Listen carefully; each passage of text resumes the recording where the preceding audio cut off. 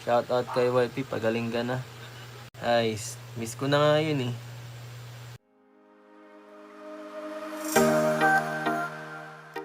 Please like, share, and subscribe to Kalingup JP for more videos.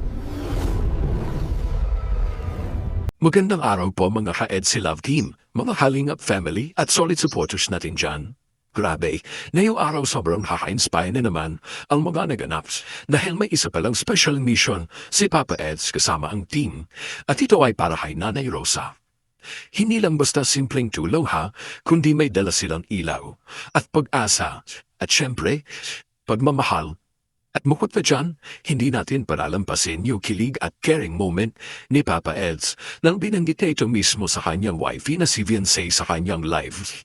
Kaya tara, samahan niyo ko, isa-isahin natin ang mga highlights sa ito at o nga pala mga kalingap.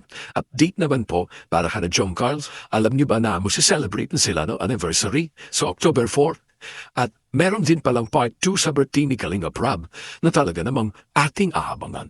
At lagi po nating susuportahan, syempre ang Matubang family, sina Kuya Balak Kalingap Rob. Lagi po nating panunuorin at i-marathon ang mga kalingap. So ito na nga po mga kalingap. Ngayong araw, magkakaroon na ng bagong liwanag ang tahanan ni Nanay Rosa. Hindi lang to literal na liwanag ha, dahil papailawan ang kanyang buong bahay. At syempre ito ay magsisilbi ding liwanag ng pag-asa at kaligayahan. Ang ilaw sa gabi para sa iba ay simpleng bagay lamang, pero para kay Nanay Rosa, napakalaking pagbabago nito sa buhay niya. Ang ganda nga ng sinabi ni Papa Edse, masarap daw kwentuhan si Nanay Rosa. Totoo yun. Ang mga matatanda, lalo na yung mga gaya ni Nanay Rosa, simple lang ang kaligayahan nila. Hindi lang to basta pera o pagkain, kundi may mga taong marunong ding makinig sa kanila, nakikipagkwentuhan at nagpaparamdam na hindi sila nag-iisa. At dito, makikita natin kung bakit kakaiba ang ating Papa Edu. Hindi lang siya basta nagbibigay ng tulong at alis na agad. Siya talaga yung tipo ng tao nagbibigay ng oras, effort at genuine na pakikipag-usap. Parang anak na bumabalik para damayan ng isang ina. Kaya talagang ramdam mo yung puso niya sa ginagawa niya. Dagdag pa dito, sinabi rin niya na sana humaba pa ang buhay ni Nanay Rosa. Kung maririnig mo si Papa Ed, magsalita, hindi lang siya masalitang tao, kundi meron siyang sincerity, may malasakit. Hindi ba't lahat tayo yun din ang wish na sana lahat ng nanay at mga lola natin, lalo na yung mga nahihirapan ay humaba pang buhay nila para mas makasama natin sila. At kahit si Papa Edu ay may sakit, ubo, kitang-kita mo na hindi niya pinapansin ang pagod o hirap, tuloy pa rin siya sa misyon. Kung tutuusin, pwede niyo sabihin na ay nga muna ako. Pero hindi. Masinuulan niya ang paglilingkod, ang kanyang dedikasyon, ang kapakanan para sa iba. At yan ang puso ng tunay na paglilingkod. Kung ako nga ang tatanungin, kung simpleng ilaw lang na ibinigay kina ni Rosa ay simbolo rin ng ilaw sa dala ni Papa Edu sa mga taong nawawala ng pag-asa.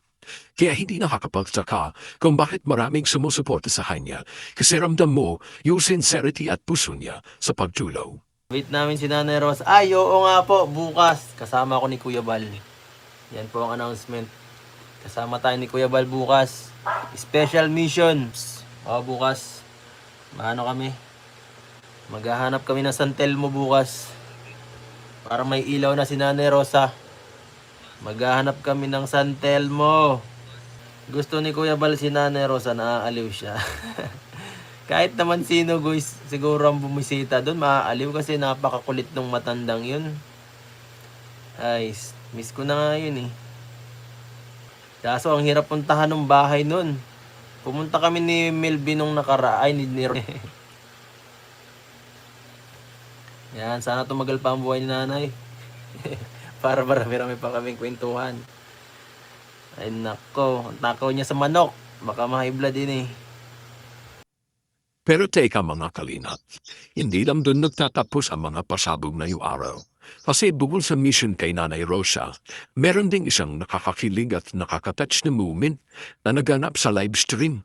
At ito yung caring message ni Papa Eds para sa kanyang wife na si Viancé. Kung napanood niyo yung live portion na paaw din tayo mga kalingap tulad ko. Kasi habang busy sa mission si Papa Eds, hindi niya naalimutan banggitin ang kanyang YP.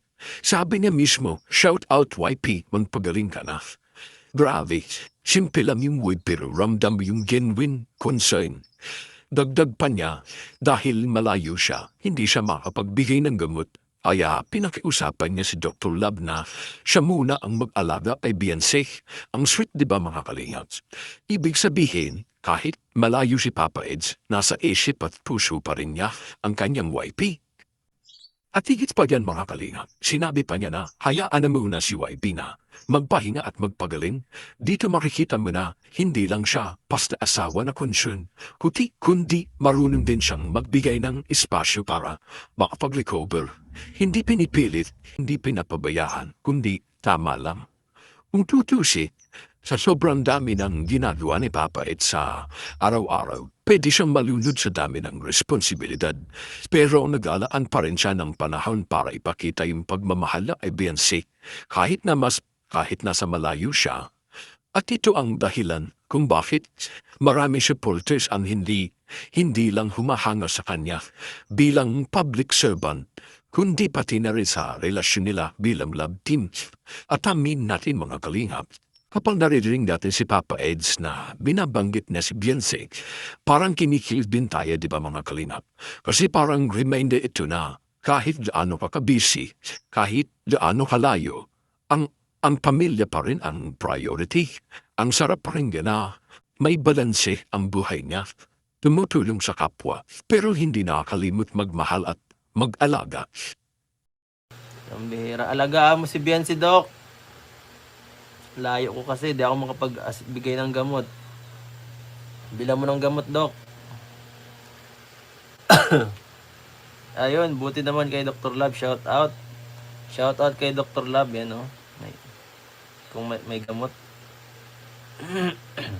So, ayun po mga kalingap, dalawang napaka-espesyal na kadanapan ang pinakita sa atin ngayong araw ni Papa Eds.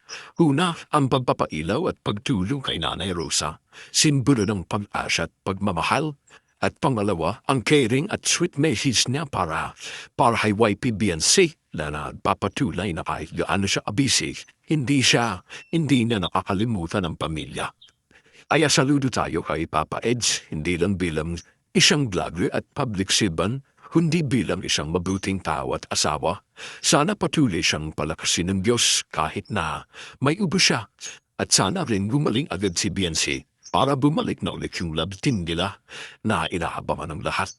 So yun po mga kapapa Eds, kung na-inspire kayo, huwag kalimutang mag-like, mag-comment at mag-subscribe. At syempre ipagdasal natin ang tuloy-tuloy na mission ng Team Kalingap.